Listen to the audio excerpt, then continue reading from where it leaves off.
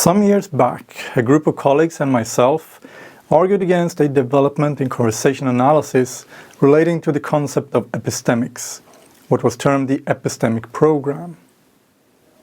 Our critique amounted to questioning the empirical evidence presented, the overinflated generality of the claims made, and the program's departure from a disciplined treatment of context. One of the central tenets of this program is the invocation of knowledge in accounts of how members of conversation make sense of each other. What I would like to do here is to reverse some of the deconstructive force applied to prior analysis and instead proceed from a different direction. The attempt here will be to entertain the possibility that we can say something about knowledge, even knowledge that is assumed or implicitly invoked by parties to a conversation. But in what ways can an analyst determine that some stretch of talk is inexplicitly oriented to some knowledge held by others, and do so without reverting to a sociology of a hidden order? In other words, how do we treat members' suppositions as empirical and not conceptual or conjectural phenomena? My task will be to outline some circumstance under which such a description is deemed plausible, in order to examine what an analysis of this bent can and cannot yield. One area in conversation analysis where the discussion of what parties know surfaced early on was in connection to the problem of how to select identifications when referring to non-present parties. When Harvey Sachs worked on this problem, he distinguished between two different types of identifications. Initially, he talked of them simply as type 1 and type 2. This was later rephrased, and from his collaboration with Shegloff, we today know of these types as recognitional and non-recognitional forms of reference. Instances of type 1 or recognitionals would be first names, and instances of type 2 or non-recognitional reference forms would be a guy, this girl, or simply someone. Sachs made some interesting remarks in connection to this distinction. We can find them in one of his published lectures on selecting identifications, but here I want to play a few audio-taped fragments of a talk that he delivered at the Edinburgh Ethnomethodology and Symbolic Interactionism Conference, and this was in June of 1972. What I want to propose is that the recognizable use of a type 1 identification involves that its recipient should treat the determination that a type 1 was used as an instruction to attempt to find, given the item used and other information, who that they know is being referred to. And type 2 identifications instruct the recipient: do not attempt to recognize the person as someone you know. So far, the distinction was only provided as a categorical division. The thing that would make things happen would be if there were some rule that would tell a speaker which identification to use. And Sachs' proposal for such a rule was: use type 1 whenever you can. Among the ways that speakers orient to their recipients is that whenever they can, they should attempt to identify the persons they are referring to in such a way as permits this particular recipient to recognize who's being referred to as someone this recipient knows. Such that, obviously what's being mobilized is that the speaker needs to attend whom that the speaker knows the recipient knows.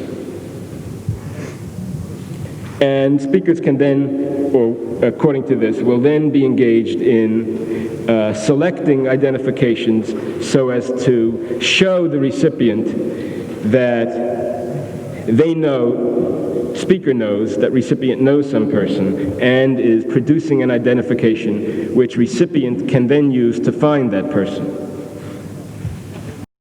Sachs also added that it would appear that the identifications of all sorts of objects, not just persons, should operate with the same mechanism.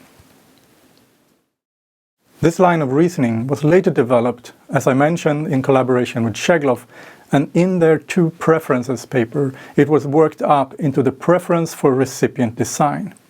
Simply put, this preference says that if recognition is possible, try to achieve it. In parallel to this work, we also find Shegloff on formulating place and of course the turn-taking paper in which the notion of recipient design is heavily featured.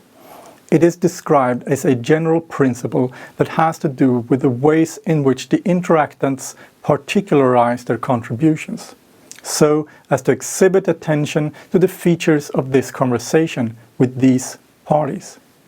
Those features are clearly about things known or knowable to the parties. Over 20 years later, in a chapter in the 1996 book Studies in Anaphora, Shegloff returns to this matter of referring to persons in talk and interaction. There, he further details what is meant by the term recognitional in the previously formulated preference practice. He lists 3 conditionals that must be met in order for this practice to work. First, if the speaker may or ought to suppose the recipient to know the referent. Second, if the speaker may be supposed by the recipient to have so supposed. And third, if the speaker may suppose the recipient to have so supposed. When this is applied in a particular case, as in the use of a recognitional like the first name Barbara, these conditions stack up. And expressed in the vernacular, they are not very easy to parse.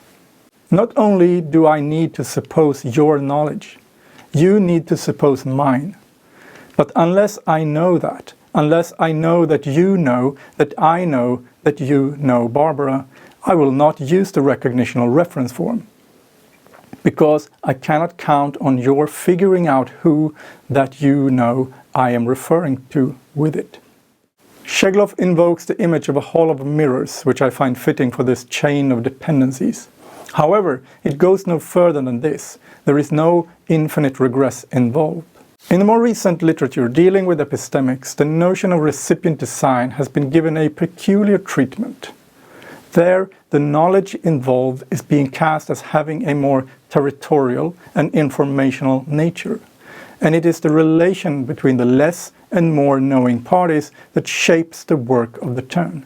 In contrast, Sachs and Shegloff continually insist that speakers may suppose a recipient to know about someone, and suppositions are of course situated and contingent. In the words of Shegloff, there is a simple and elegant solution to the problem of providing appropriate recognitional reference across the immense diversity of ways or routes of knowing that a recipient may know a referent. However it is that a speaker supposes the recipient knows the referent, that is how they can refer to the referent. In this formulation, we can see how the supposition made becomes a central way out of the dilemma facing speakers, exempting them of having to resolve any true nature of a recipient's state of knowledge. The knowing here is situated and uncertain in that way, rather than a formal and durable parsing of things like rights to knowledge. In the following, I wish to turn to a single episode from my empirical materials, a fragment taken from a study where the focus lies on the use of names in professional colloquy. The data comes from a meeting of designers planning a new exhibition. In this sequence, Dan has been outlining a design idea where he has elaborated on how to suspend a number of separate ceramic elements on some form of supporting structure. One of his colleagues, Meg, is asking him to clarify his idea, and we get an extended formulation of a possible way for the group to continue their work. But so you're saying the wires from the floor? No, but those could also be kind of connected to each other and not going down to the floor. But I'm just saying that could be a way to connect the wires to the elements. Where's the ceramic? It's not that. That's only the metal thing. It's like 2 loops, right? And then you have kind of a sphere, and then you press the sphere into those, and they kind of get nested in there. That's the And they are somewhat flexible then, so they can kind of. But then they have to somehow meet an armature or the floor, or those are just connected somehow. So then you have the next one and the next one, and then you kind of put them in. But it's a little bit like, it's not like, but Evan Douglas thing. So then the ceramic and the metal wire, they will start. Oh yeah, yeah, sure, but totally different take on it. Though. yeah. My interest here is in the final parts of this sequence. Here, Dan's suggestion, by way of his formulation, is met with Val's but-prefaced response. A response which clearly projects disagreement. With the word like, Val invites a comparison, although one that comes a bit attenuated by a little bit. And the force of a projected disagreement is further mitigated by a same-turned replacement, it's not like, before the target for her comparison is revealed. While we could say more about the way in which Val curtails and changes the polarity of her comparison, I want to focus on the form she then deploys to make the reference. This reference is using the full name Evan Douglas, but it targets not a person, but a thing somehow associated with this person. So on the one hand, we find the name of an architect, Evan Douglas, which for these parties uniquely identifies a single individual. On the other hand, the referenced project is left completely underspecified through the minimal description of thing. The combination, though, yields a recognitional description which instructs its recipient that he should be able to find the reference. There is little doubt that the use of this recognitional reference form is designed for a recipient who is conversant with the scene of contemporary architecture. With the naming, this reference establishes the way in which the thing is expected to be found. That is, through the indefinite reference to a professional career known to the parties. But what should be found is the thing and not Douglas himself. This use of a seemingly underspecified thing also reminds us of Garfinkel and Sachs noticing that indexical features are not particular to layman's accounts. They are familiar in the accounts of professionals as well. But even more to the point, indexical expressions are not deployed as devices of non sequitur, but instead they are used to tie in with the developing conversation in professionally relevant ways. Garfinkel and Sachs write, in every actual occasion of their use, particulars in procedures and particulars in results provide members with the combination of unavoidable irremediable vagueness with equally unavoidable irremediable relevance. From practitioners, we understand that the combination of essential vagueness and relevance is available to members only for members' production, evaluation, and recognition. The line of division between members and non-members is central. For overhearing parties of this conversation, people like us, the indexical properties of Val's referential expression, Evan Douglas thing, turn this into an enduring enigma. It's a puzzle that we can only resolve by consulting additional resources like various documents, images, or internet searches. But this is not how it is designed there and then. It is recipient designed for present parties. Parties that are not in our position, but that have to recover some definiteness of sense in course of the conversation. Val has remained vague on the point of which project she considers to bear a likeness, but there is nevertheless an irremediable relevance inherent to this reference, an insistence on, or a supposition that it should be available for members to the conversation to recognize. Val has produced a formulation for Dan to now find, in the catalogue of Evan Douglas' work, at least one project that relevantly connects to Dan's prior description. We can also note the ensuing pause. There is no uptake yet, so Val says more to provide for the relevance of the reference. This continuation of Val's turn doesn't further specify the referent itself. It presents a reading of Dan's formulation and design proposal in the light of the reference project. We can also see how she is reusing some of Dan's prior gestures as she specifies the meeting of the two materials. Dan's response is built as a three-part structure, where the first part, the emphasized "oh yeah," is produced as a claim of first having recognized the referent. The second part, "yeah, sure, but," comments on and partly acknowledges the relevance of Val having situated his proposal in the domain of Evan Douglas' work. Dan finds a different use for it, however, and thirdly, he reformulates and glosses his own proposal, but a totally different take on it though. Thereby, he is picking up on the negatively framed aspects of Val's characterization of his design formulation as being like but not like the thing by Evan Douglas. With these responses from the recipients, this sequence is closed and Val continues to another topic. What we see at play here, evidenced in this brief exchange, is that both Val and Dan know of Evan Douglas and his work. We cannot say anything about who knows more or less on the topic. In fact, questions about differential access have no evident relevance here. The exchange is not about epistemic asymmetries, and the application of such a conceptual framework would only confound an analyst's question with the concerns of the members. The central concern for Val and Dan is in what ways the reference could secure recognition of what we've been speaking of. For sure, acquaintance with Evan Douglas projects becomes a necessity for the comparison to make any sense, much because Val's talk is produced so as to rely on such acquaintance in the first instance. So we find recipient design as encompassing a supposition without any need for a detailed accounting of who knows what of Douglas. It is fairly safe to say that this particular intimation of a possible overlap between Dan's idea and the work of Evan Douglas has never been made before.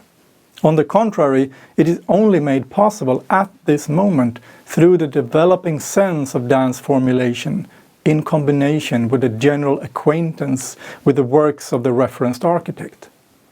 In a similar fashion, Dan's response incorporates both his own proposal and Val's secondary rendition of it to articulate a next formulation of this potential relationship. The forms of knowledge involved here can have no use for general lists of properties of all of Evan Douglas' projects or differential access to them. The situation seems rather the opposite from what the epistemic program tells us is required. The suppositions of recipient design in their specific vagueness and relevance are what moves the sequence forward. To wrap up, the short version of it, in trying to fit an answer to the question posed in the introduction, is yes, we can sometimes see how participants implicate some knowledge, that they suppose recipients may know others and other things, and even how they might know them. But this merely establishes the background from which members have to proceed with their business at hand. From Schütz through Garfinkel, we know of the background expectancies of common understanding. Perhaps what I have pulled into view here is some occasion on which particular expectancies differ from ours. As argued by Garfinkel, the anticipation that persons will understand, the occasionality of expression, and the specific vagueness of reference are all sanctioned properties of common discourse. Here we see them at work in professional discourse as well, and to this list of sanctioned properties we might also add assumed familiarities with persons, procedures, or things. But we find nothing in need of repair here.